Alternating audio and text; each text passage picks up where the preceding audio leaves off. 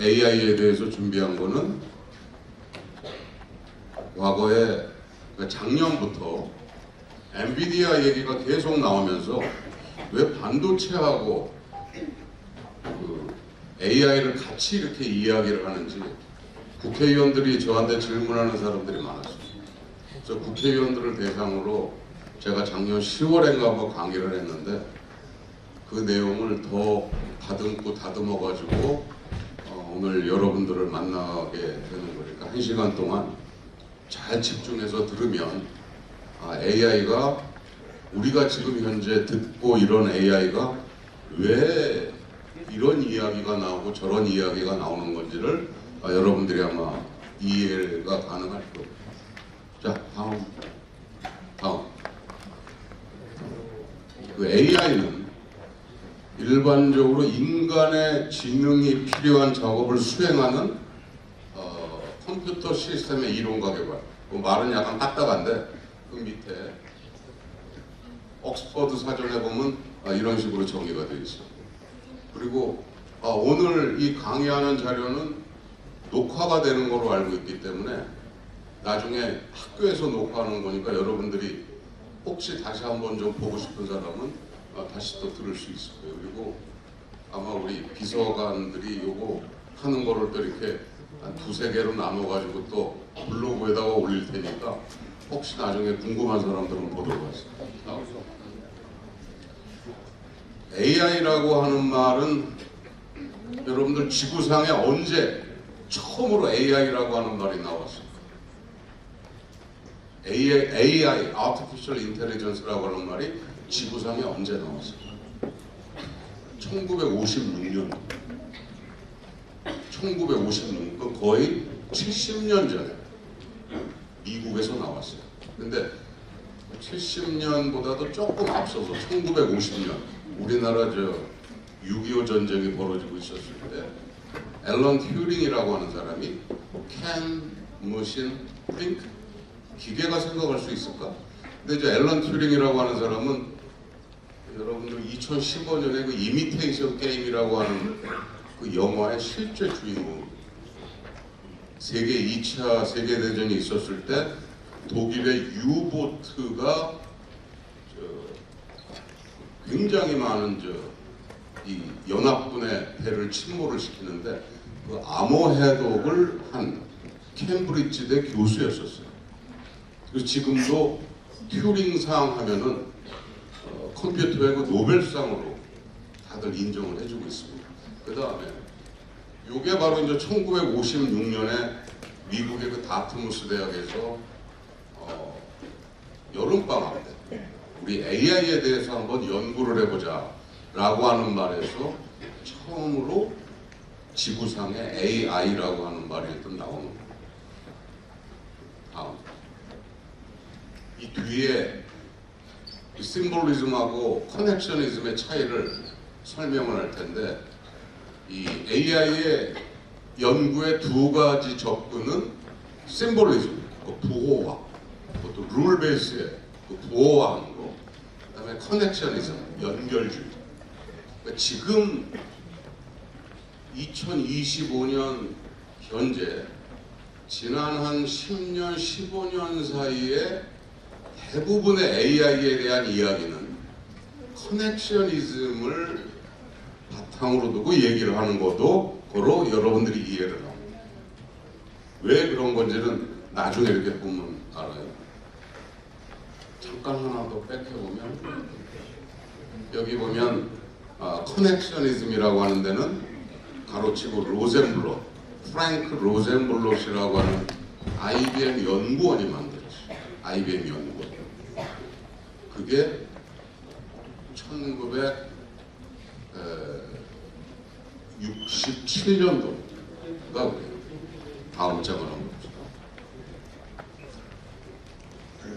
여기 보면 프랭크 로젠블롯이라고 하는 사람이 이 퍼셉트론, 이게 바로 커넥셔니즘인데 이게 1958로 되어 있는 거는 그 사람이 커넥셔니즘을 만들고 난 다음에 1년 있다가 언론에 보도가 된 게 1958년이고 실제 만든 거는 1957년이에요.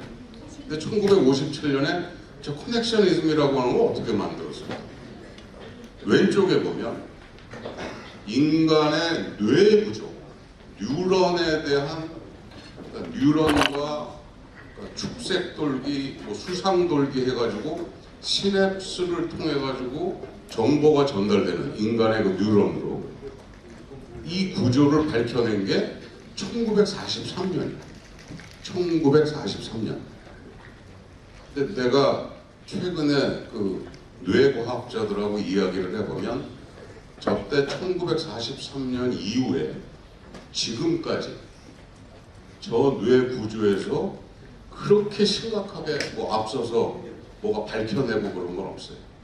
1943년도에 저게 월터 피츠하고 그 맥켈러치가 해서 MCP 뉴런이라고 그래요. 저거를 그 사람들 이름을 따가지고 맥켈러치하고 피츠 이름을 따서 MCP 뉴런 이렇게 이야기를 하는데 저기 보면 왼쪽에 빨간 글씨로 시냅스라고 돼 있고 그러니까 축색돌기의 신호를 거쳐서 시냅스로 연결이 돼서 핵으로 연결되는데 뇌 구조는 예를 들어서 0.5 이상이 되면은 정보를 전달하고 0.5가 안 되면 아예 그냥 없애버리죠. 근데 저 구조가 1943년도에 밝혀지고 이거를 기본으로 해가지고 수학 모델을 만들었다라고 생각해요. 수학 모델. 옆에 보면은 여러분들 입력값이라고 하는 게 되어 있지. X. 그 다음에 그 다음 가중치. 근데 여러분들 AI 이렇게 얘기 들으면 뭐 파라메타 숫자가 뭐 1700억 개고 막 이런 얘기 이렇게 들어본 적이 있어요. 그 파라메타가 바로 가중치라고. 그리고 바이어스라고 하는 거는 예를 들어서 어떤 값에 대해서 아 이거는 요렇게 좀 숫자를 좀 변형을 해줘야 되겠다라고 하는 게 굉장히 어떻게 보면 단순한 수학적 모델링입니다. 그런데 여기서 보면 저 입력값이 여기 그림에는 x1, x2, x3 뭐 3개만 나와 있는데 입력값하고 가중치가 몇십억 개가 있다라고 생각을 해요. 몇십억 개. 그러면 여기 고1이니까 고2니까 행렬 아는 사람 행렬 들어본 적 없어요? 행렬이 뭐냐면 숫자가 쫙 있어요. 가로 세로. 그러면 이쪽에서도 그렇게 가로 세로 숫자가 무지하게 많아. 그럼 여기 행하고 여기 열하고를 갖다 곱하는 거예요. 여기 행과 여기 열을 갖다가 수억 개 있는 숫자를 곱한다라고 생각해요. 곱하는 거니까 어려운 거라. 그죠? 곱하는 거니까 어려운 거라. 그게 바로 입력값하고 가중치를 곱한다라고 생각을 해요.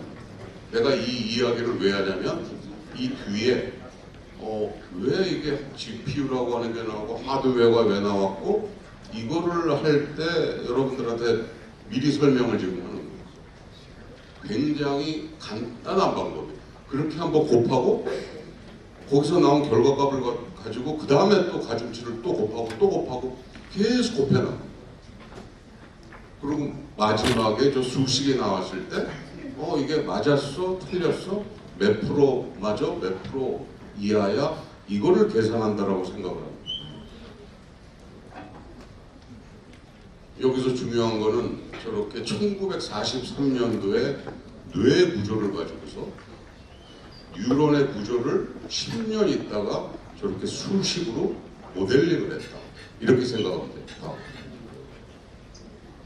그러면 아까 그 부호, 심볼리즘하고 커넥셔니즘하고 차이는 예를 들어서 AI가 어떻게 고양이라고 하는 걸 인식을 하는지. 저거 심볼리즘 같은 경우는 이 AI고 과정이라고 하는 거를 여러분들 한번 설명을 드리려고 이 자료를 만들었어요. 심볼리즘은 룰 베이스라고 아까 내가 그랬죠. 고양이는 다리를 4개 가지고 있고 뭐 수염이 이렇게 났고 코는 어떻게 생겼고 울 때 야옹하고 장점은 수학이나 체스하는 것처럼 딱딱 그 룰에 의해 가지고 움직여요. 그럼 굉장히 쉬워요. 근데 이게 규칙을 따르지 않으면은 혼란스럽고 어지러워져. 그러니까 어떻게 보면 굉장히 복잡하고 막 이러는 것이 모든 게 룰 베이스로 쫓아가지가 않고, 그러다 보니까 이 심볼리즘이라고 하는 거는 더 깊이를 못 가져가게 된 결과로서 나타나게 됐어요.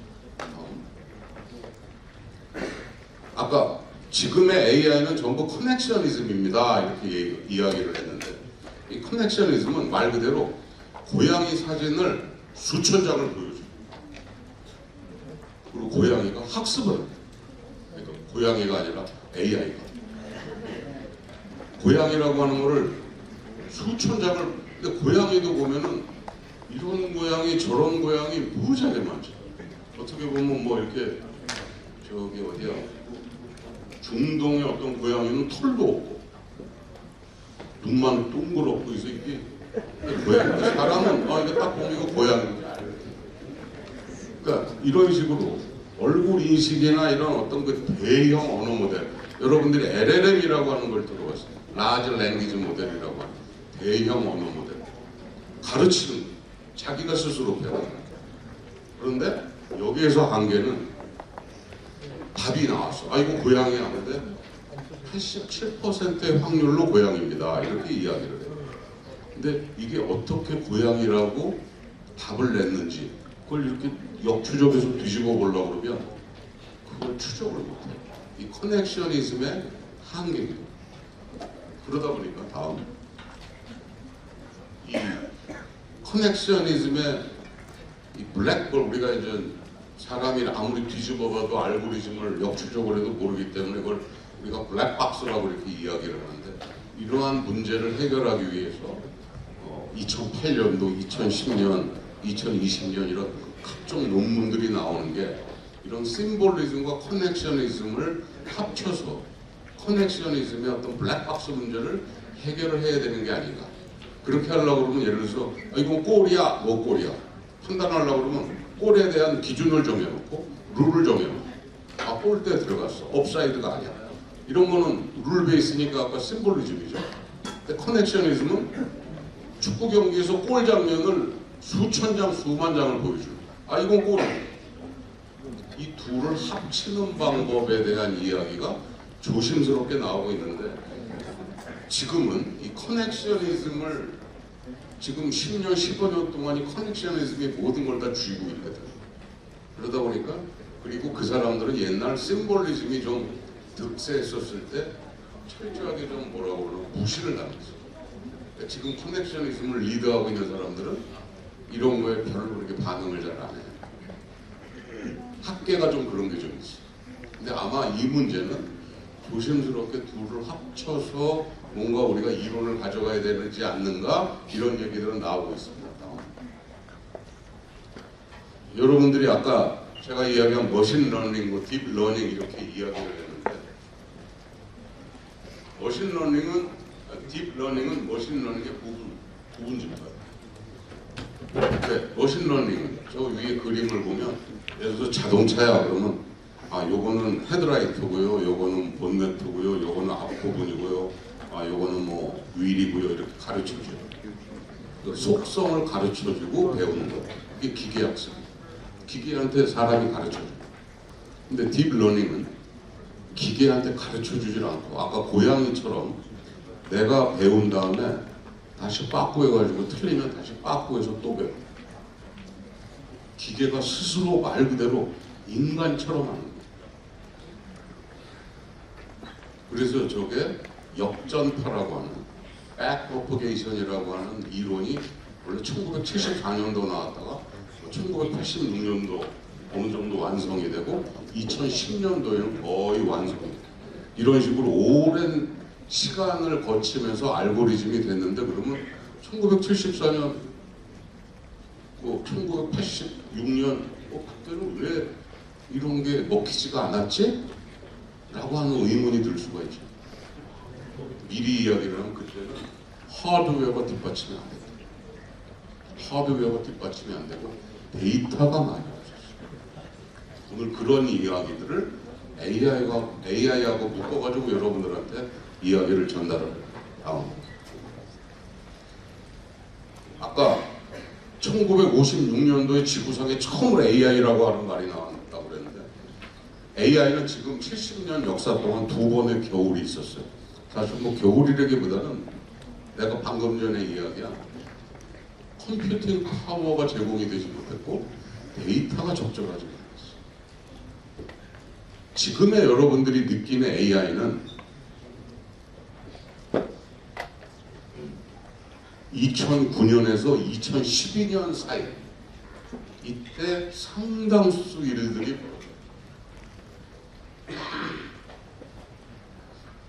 2009년 전까지만 해도 하드웨어는 조금 있었는데 데이터가 부족했어요. 여기 보면은 밑에 빨간 글씨로 이미지넷 라지 스케일 그러니까 이미지넷 경진 대회라고 했어요. 그게 뭐냐면 스탠포드 교수 여자 교수가 페이펠리라고 2007년도에 저거를 처음으로 자기가 거의 사비를 들여가지고 말 그대로 저 스탠포드 여자 교수님이 고양이 사진을 자기 제자들하고 만든 거예요. 각종 예를 들어 고양이 사진을 전부 다 구한 거예요. 근데 그런 거를 여러분들 데이터를 그렇게 모은다라고 하는 게 쉬운 일이 아니에요. 수만 장을 그걸 모아야 돼요. 전 세계 데이터를 모아야 돼요. 근데 그거를 AI에 관련해서 공부하는 사람들을 위해 가지고 자기가 솔선수범해서 그 일을 합니다. 그래서 AI 역사에서는 굉장히 중요한 사람 중에 한 사람. 그래서 그래서 그런 사진들을 보면서 컴퓨터가 에러율을 얼마나 떨어뜨릴 수 있는가 그 시합을 매년 했던 거예요. 2007년, 2008년, 2009년 이렇게 해가지고. 근데 2012년에 여기 보면 이미지 인식 경진대회 2012년에 지금의 AI의 3대 대부라고 하는 작년에 노벨상까지 받은 제프리 힌튼의 제자 알렉스라고 하는 사람이 있는데 그 친구가 2010년에 자기 스승이 딥러닝 알고리즘을 거의 완성한 걸 가지고 자기가 좀 업데이트를 해서 이 시합에 나갑니다. 그래서 매년 한 2, 3% 개선이 되다가 이때 10몇 프로가 개선돼요. 그때 이쪽 분야에서 일하던 사람들은 거의 뭐 깜짝 놀랐어요. 즉 알고리즘이 뒷받침이 되죠.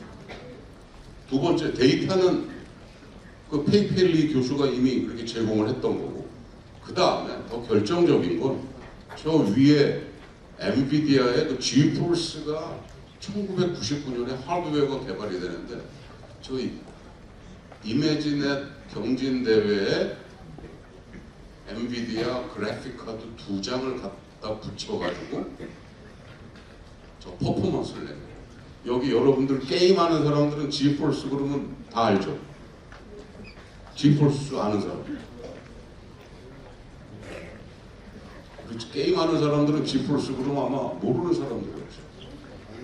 근데 어떻게 저렇게 게임 그래픽 카드를 가지고서 데이터 처리를 저렇게 했지? 여러분들 게임 하려고 그러면은 여러분들 그 게임 요새 VGA 뭐 요새는 4K, 8K까지 나오는데 그 그래픽을 픽셀 하나를 예를 들어서 VGA면은 모니터 하나가 한 30만 픽셀이에요. 30만이 좀 더 돼요. 거기다가 하나하나 다 해서 한꺼번에 그걸 때려줘야 됩니다. 그래픽을, 컬러를. 게임이 그렇잖아요. 그래서 그 게임이 내가 막 태권도 축구 시합을 한다 그러면 게임 장면이 계속 바뀌어 나가니까 그래픽을 계속 쏴줘야 되거든. 아까 여러분들한테 얘기했던 입력값하고 가중치 그거 곱셈하는 거하고 똑같은 원리. 그래서 2012년에 엔비디아 그래픽 카드를 가지고서 저 경진대에 나와서 10몇 % 바뀌는 모습을 보여줘요. 그때 이 분야에서 일했던 사람들은 한마디로 얘기해서 거의 뒤집어졌었어요. 매년 한 2, 3%, 3, 4%가 최고였는데 왜? 다른 사람들은 CPU를 가지고 있었어요. 근데 엔비디아 그래픽 칩 GPU 칩을 가지고 두 장을 연결을 해가지고 저렇게 만든 거예요.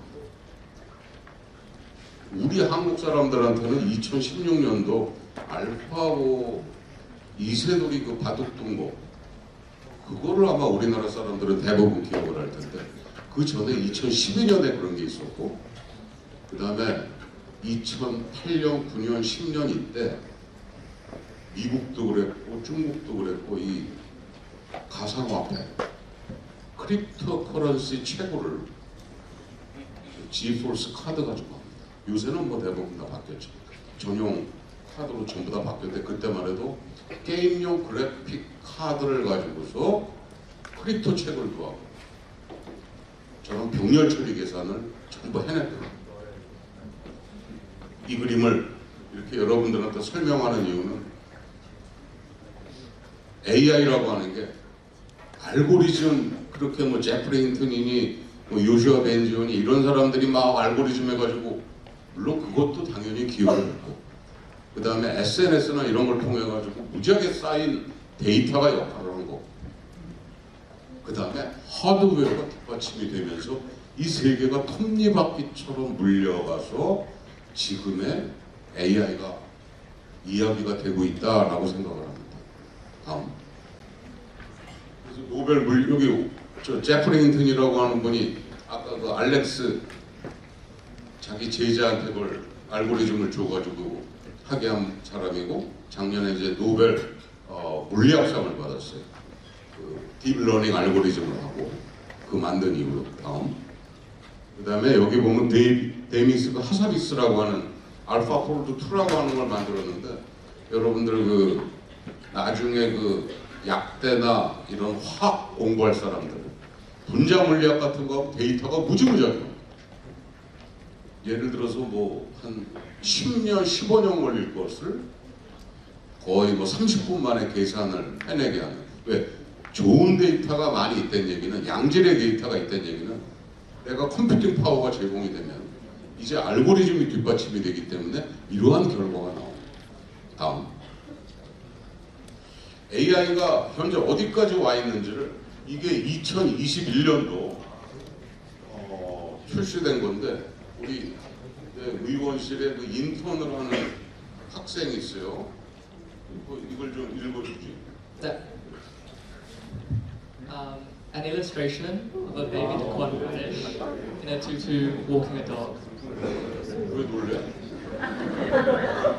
아 내가 읽으려고 그러다가 그 우리 하버드 대학원 졸업했고 내가 인턴으로 데려. 2021년도 1월 그림. 아, 1년 반 만에 이런 그림으로 나와. 아. Teddy bears mixing sparkling chemicals as mad scientists in the style of steampunk. 2022년 4월.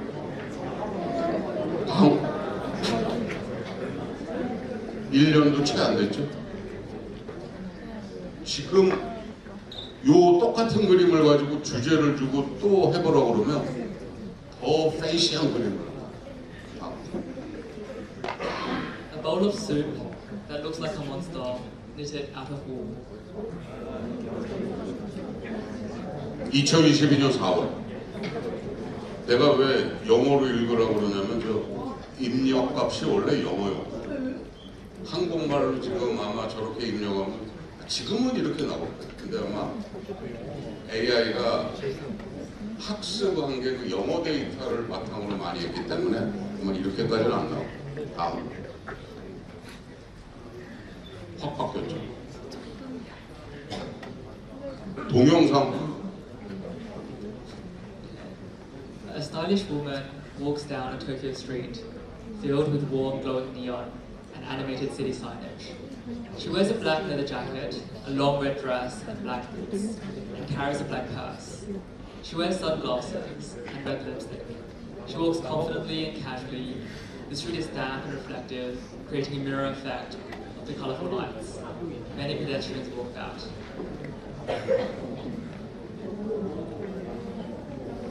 근데 이 동영상을 왼손을 잘 보라고, 왼손. 이상하게 느껴지고. 왼손 엄지손가락이 굉장히 길지 않아요? 그지? 그 다음에 저 백그라운드에 있는 일본어는 맞는 일본어가 별로 없어요.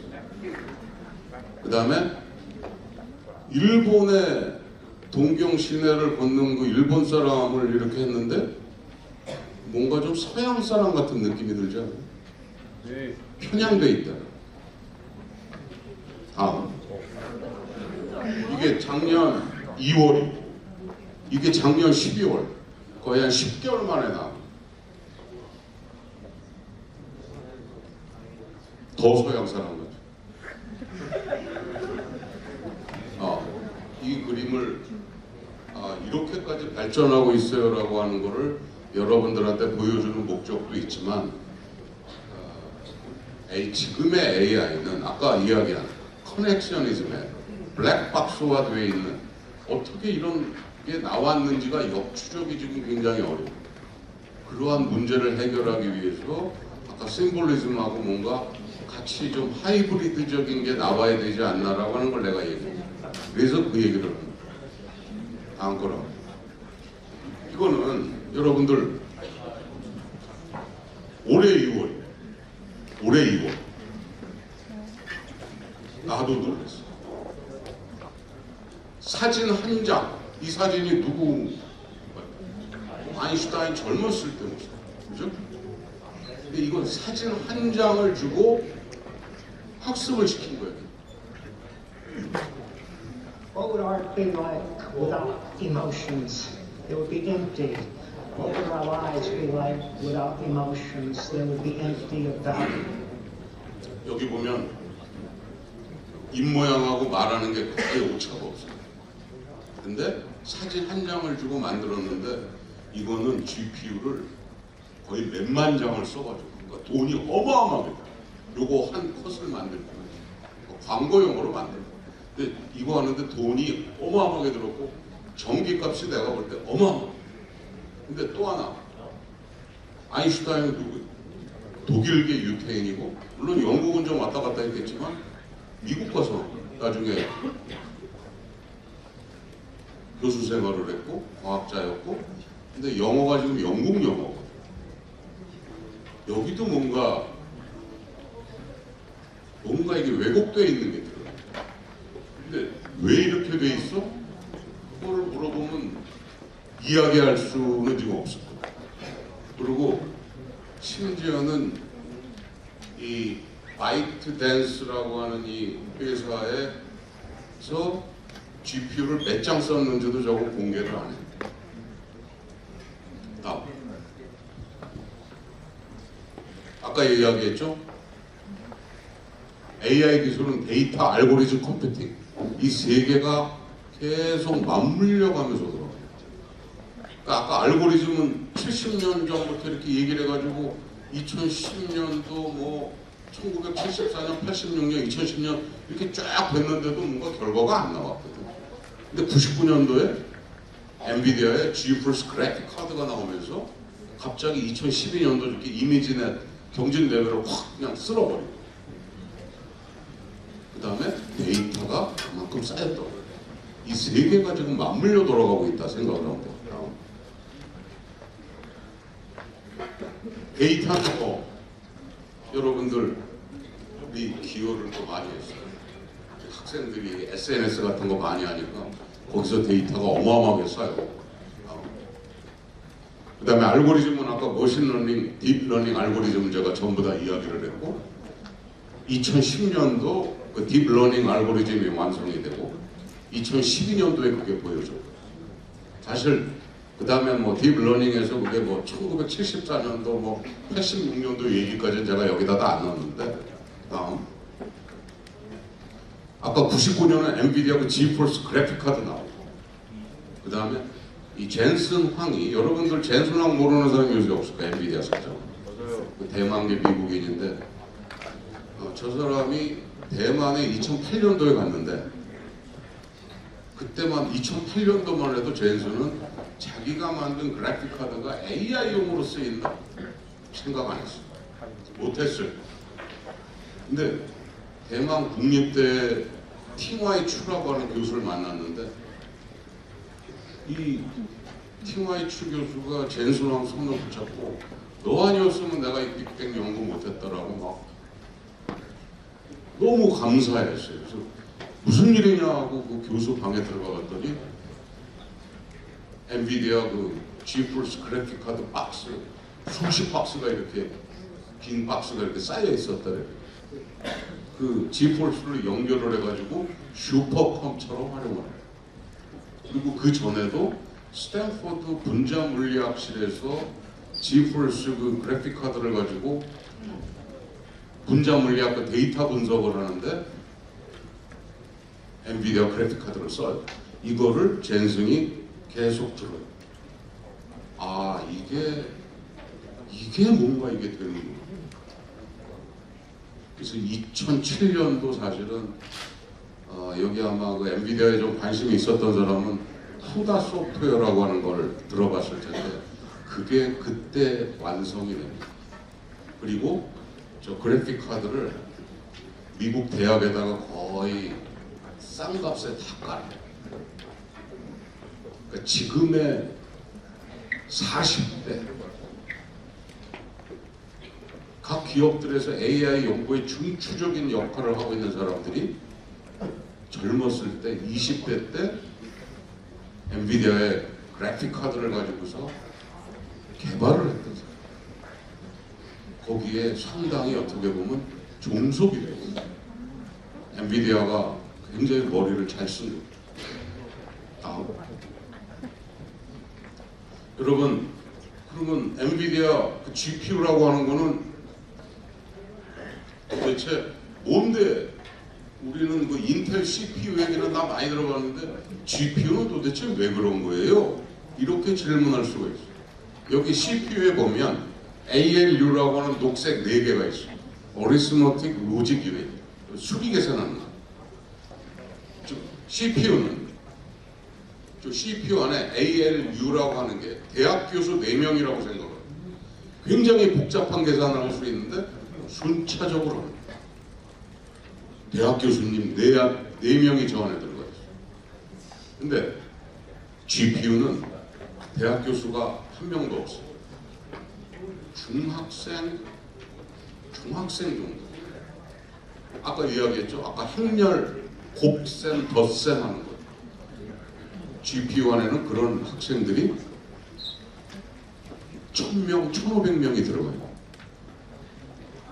그러니까 복잡한 계산은 안 되는데 저렇게 어마어마한 데이터를 한꺼번에 수천 명에 달려들어가지고 계산을 하는 거예요. 빨리빨리 계산할 수 있죠. 왜? 곱셈, 덧셈 이런 거 하니까. 근데 한꺼번에 많은 양을 처리를 해야 돼요. 이 방 안에 있는 모든 사람들이 한꺼번에 계산을 한다고 생각을 해보세요.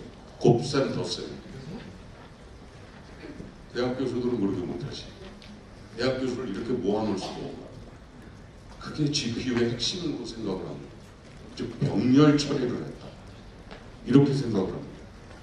그러면서 여러분들 요새 신문지상에서 뭐 많이 나오는 A100이다, 뭐 H100이다, 딥시크가 뭐 H100을 몇만 장을 가지고 했느냐 안 했느니 이런 얘기가 여러분들한테 들렸던 게 저게 99년도에 그래픽 카드를 가지고 시작한 게 여기까지 왔다라고 여러분들이 이해를 합니다.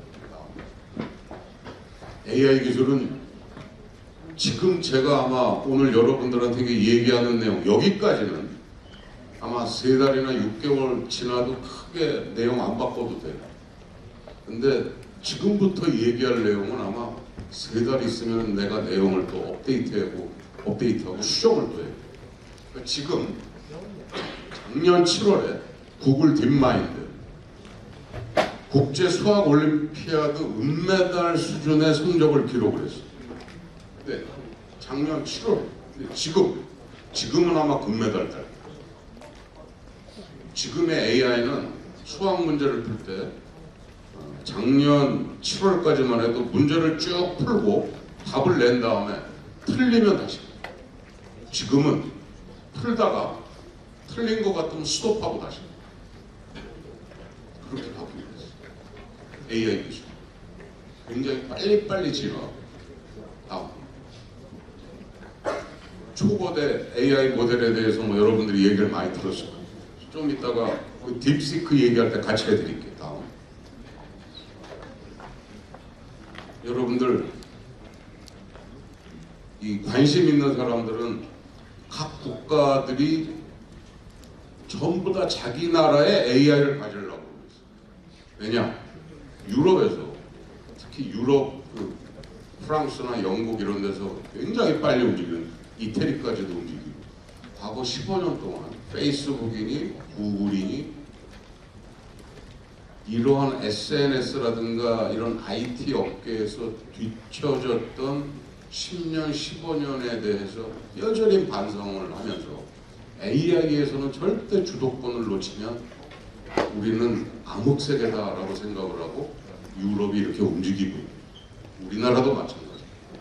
지금의 AI의 주도권을 놓치면 이제는 뭐 이렇게 돈 벌고 못 벌고가 아니라 AI를 할 수 있는 나라, AI를 못하는 나라 이렇게 구분이 될 겁니다.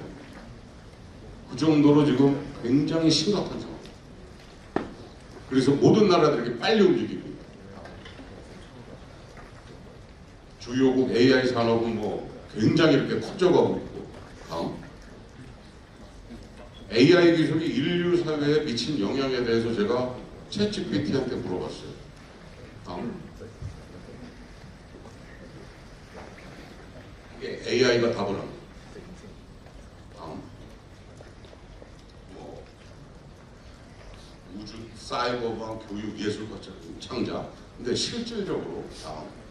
여기 보면 기상 예측을 하는데도 지금 AI 기술이 들어와 있고 예를 들어서 태풍, 폭풍 경로를 기존 대비 최대 12시간 앞서서 예측하고 경고를 해주는데 이제 저 시간이 더 빨라질 겁니다. 그러니까 더 시간 더 길게 미리 예측이 가능합니다.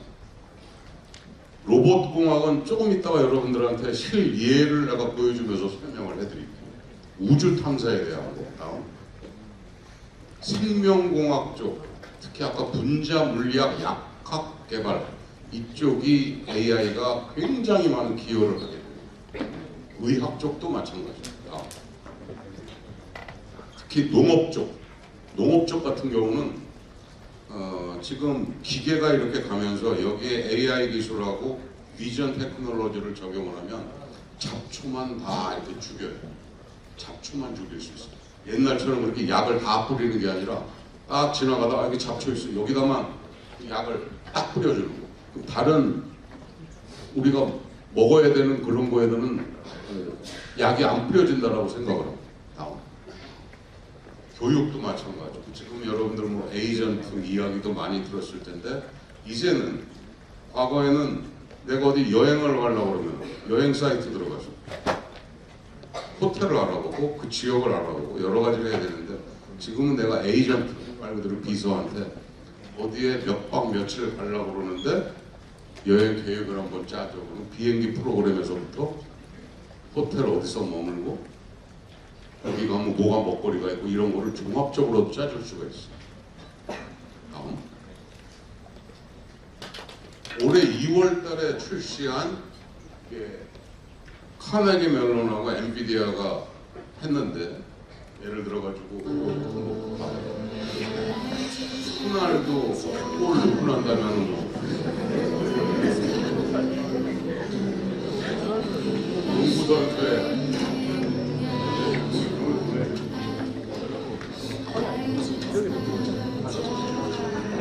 여러분 이게 한 발 드는 게 어마어마한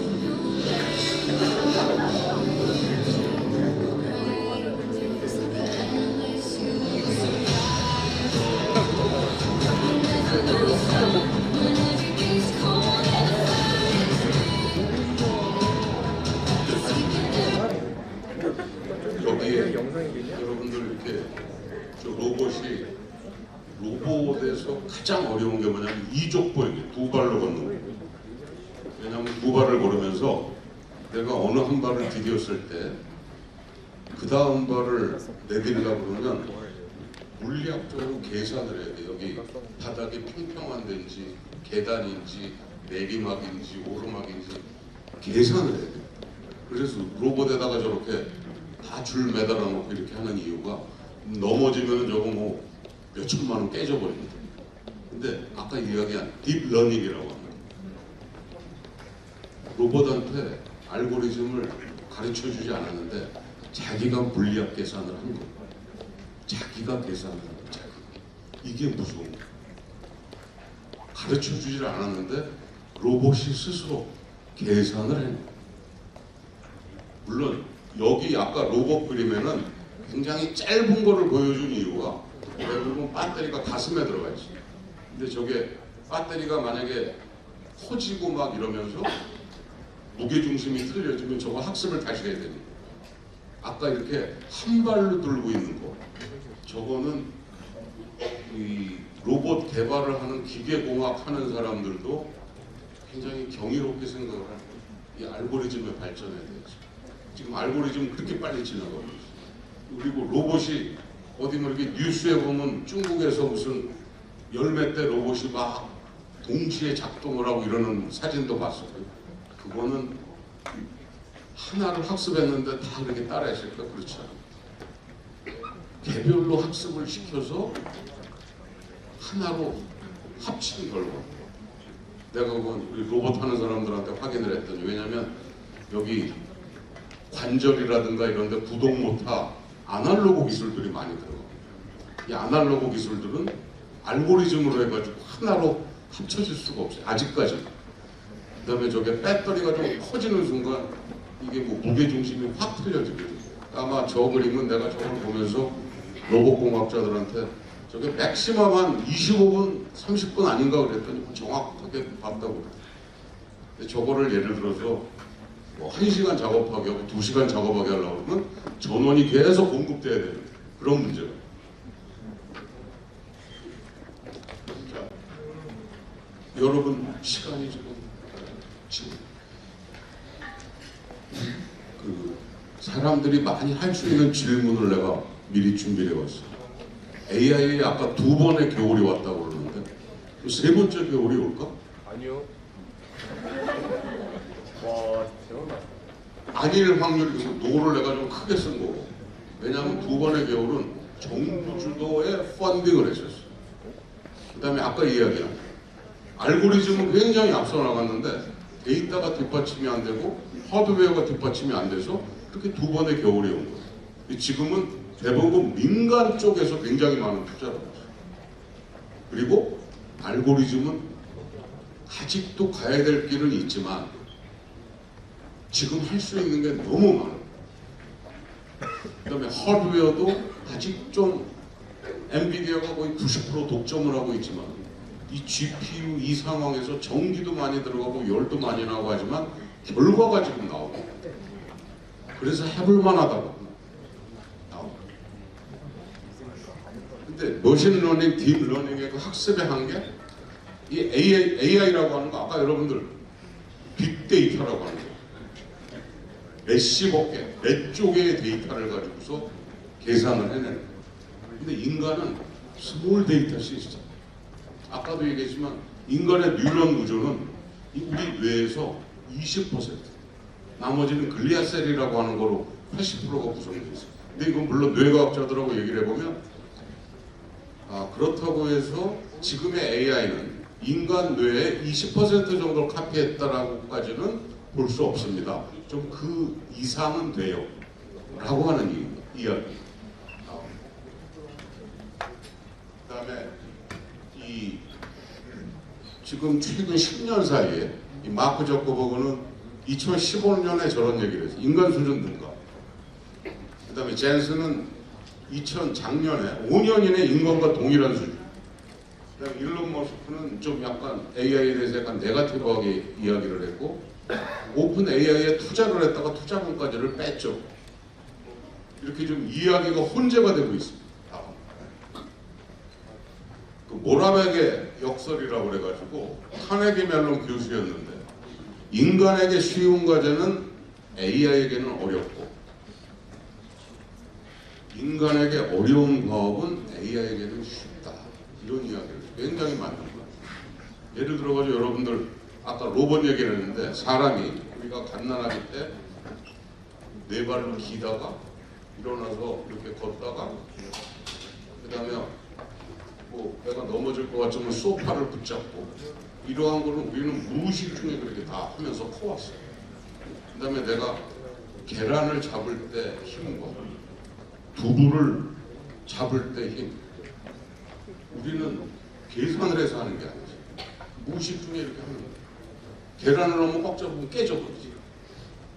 그래서 지금 로봇 하는 사람들이 이게 계란 잡아가지고 옮기는 걸 가끔 이렇게 보여주는 게 그게 굉장히 센서티브한 거를 구현했다라고 하는 걸 의미하는 거거든요. 두부 잡을 때하고는 또 틀리고. 아까 심볼리즘의 줄이었던 마빈 미스키는 인간의 기능 중 가장 리버스 엔지니어링이 어려운 게 무의식의 기능이다라고.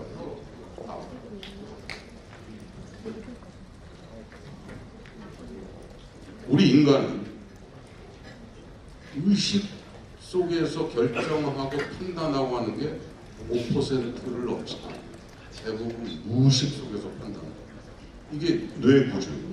95%는 암묵적 지식이라고 합니다. 여러분들 여기다 적어놓은 한눈에 알아봤어. 감 잡았어. 눈치챘어. 이런 거. 뭐 이러한 이야기를 AI 학자들한테 이야기를 하면 거기까지도 AI가 쫓아갈 수 있을 겁니다라고 얘기를 하는데 저는 그렇게까지는 생각하지 않아요. 예를 들어서 자율주행 자동차가 가는데 여기 뭐 신호가 있으니까 당연히 차 쓰는 건 맞는데 건널목에서 누군가가 건너오려고 그러는데 그 운전사 그 사람 눈빛을 보면 이 사람은 건너오겠다. 우리 인간은 알겠다. 저 사람은 저기 서 있을 거야. AI가 거기까지는 모르겠어요. 저는 못 갈 것 같아요. 내 개인적인 생각. 그래서 저는 개인적으로 완전 자율주행 자동차는 저는 개인적으로 안 믿어요. 근데 그건 조금 시간이 지나가고 말이에요. 여기도 보면 대부분 장기 기억이라고 하는 건 소술 기억과 비소술 기억 이게 두 개로 나뉘는데 인간의 기억은 대부분 무의식 속에서 잡혀요. 또 인간에게 가장 큰 장점은 뭐냐면 알고 있는 거를 망각하는 거예요. 인간이 만약에 망각이라고 하는 기능이 없으면 우리 뇌는 터져버려요. 근데 AI는 잊어버리지를 않아요. 그 데이터를 가지고 있어요. 그래서 계산을 해낼 수 있고 판단을 할 수 있다. 여러분 지난 2월 말에 부정 시기에 딥시크 때문에 뭐 발칵 뒤집혔는데 결론적으로 얘기를 하면 나는 딥시크한테 굉장히 고마우잖아요. 여러분들 AI라고 하는 건 학습과 추론 이 두 개가 나뉘어져 있다라고 얘기 들었어요. 학습은 말 그대로 여러분들이 시험 공부하려고 그러면 좀 공부 잘하는 사람들은 2달 동안 시험 공부를 준비를 할 수 있고 조금 수업 시간에 좀 덜 들은 사람은 뭐 3달, 뭐 4달. 이 학습이라고 하는 건 시간에 그렇게 구애받는 게 아니에요. 근데 오른쪽에 추론이라고 하는 거는 내가 시험을 본다라고 생각을 해요. 그 시험은 주어진 시간 내에 내가 빨리 풀어야 되는 거예요. 학습은 예를 들어서 냉면으로 치면 육수 국물 만들어요. 근데 그 육수 국물을 잘못 만들면 아무리 내가 뭐 면 잘 만들고 그래도 사람들이 맛없다고 하거든. 그래서 이 학습과 추론은 다 중요하다. 근데 딥시크는 뭘 보여준 거냐면 학습을 끝냈는데 학습에 끝낸 걸 가지고 추론을 보여줘요. 근데 그 학습이 다음 장 가보면 굉장히 이 원래 투자 펀드를 했던 친구인데 굉장히 싼 가격에 했다? 아니 그 다음 장으로 할게요. 뭐 80억 원 들었다고 그러는데 그런 거 아니에요. 왜냐면 라마의 그 페이스북의 라마 그 다음에 오픈 AI의 이런 학습 데이터들을 상당히 거기서 따왔어요. 증류라고 그걸 디스틸레이션 기술이라고 그러는데 그 얘기는 AI에 대한 경계선이 굉장히 낮아졌다 이렇게 여러분들이 이해를 합니다. 이제 AI를 누구도 할 만하다. 사람만 있어요. 그 다음에 아까 하드웨어가 뒷받침돼요. 할 만하다. 딥시크가 그걸 보여줬다라고 생각을 해요. 지금 미국하고 중국은 엄청 앞서가고 있어요.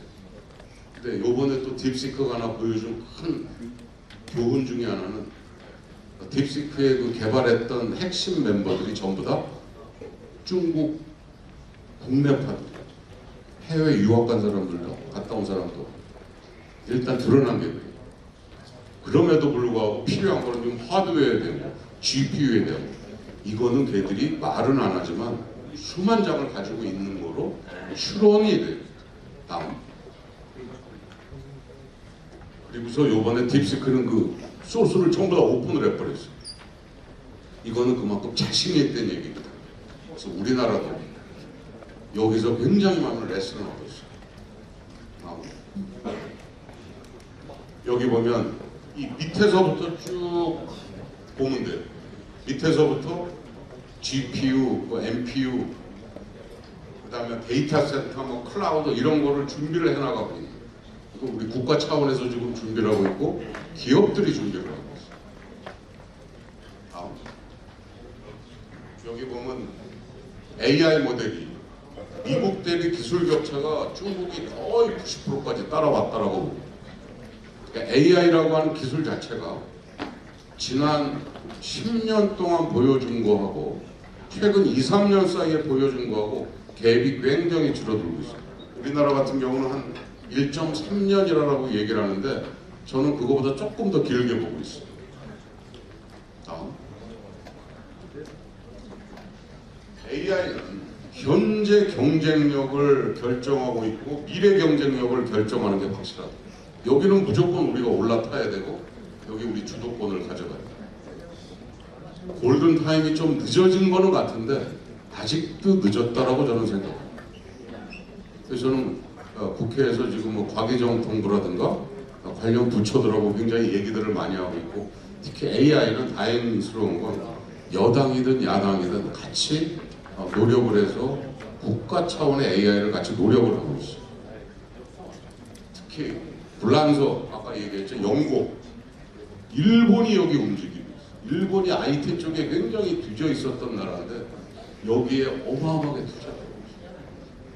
과거 10년, 15년 사이에 그 SNS 시대 때 뒤처졌던 그런 뼈저린 그 슬펐던 기업들의 이겨내기 위해서 움직이고 있는 거예요. 그러니까 여러분들 지금 만약에 북한이 러시아하고 가까운 북한이 러시아의 AI 기술을 받아와서 북한 무기에다가 만약에 넣었다.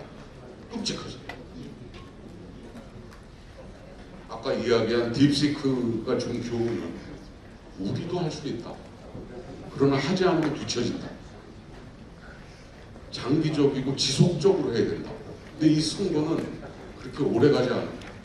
길어야 3년. 빠르면 1년 반 안에 아마 결론 나라. 다음. 뭐 국회의원들한테 하는 얘기입니다. 저기 학생들한테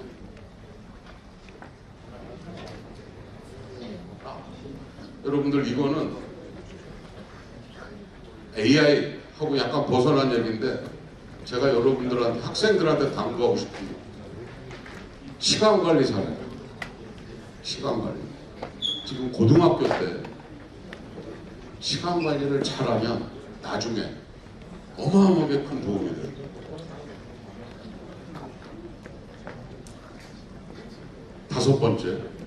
네 번째. 고등학교 때 영어 잘할 수 있으면 베스트.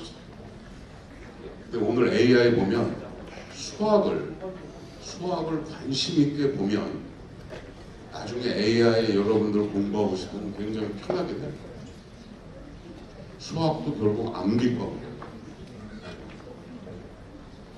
다섯 번째, 여러분들이 고등학교를 졸업하고 이제 대학을 가고 또 취업을 하거나 여러 가지 진로가 있을 텐데 여러분들 내가 30살에 어떤 모습을 하고 싶고 40살에 어떤 모습을 하고 싶고 50살 가면 어떤 모습을 하고 싶은지 이것을 여러분들 머릿속에 상상을 해봐. 근데 상상만 하면 안 되고 손으로 써봐요. 그리고 매년 말 내가 얼마만큼 여기 접근하고 있는가 이거를 생각을 합니다.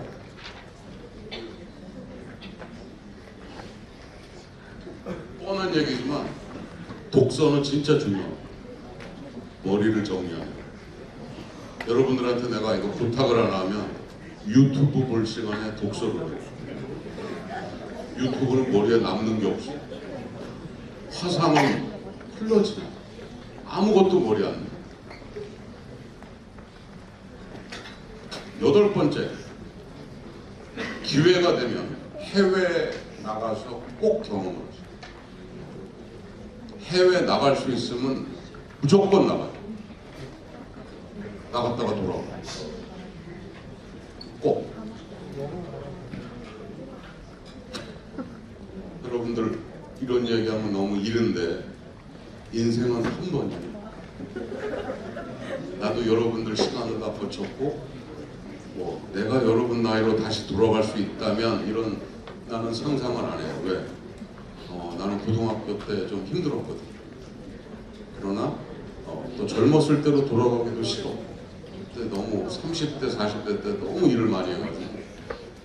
그러나 후배들한테 여러분들보다 먼저 산 선배로서 후회 없는 삶, 자존감 있는 삶을 살길 바랍니다. 마지막,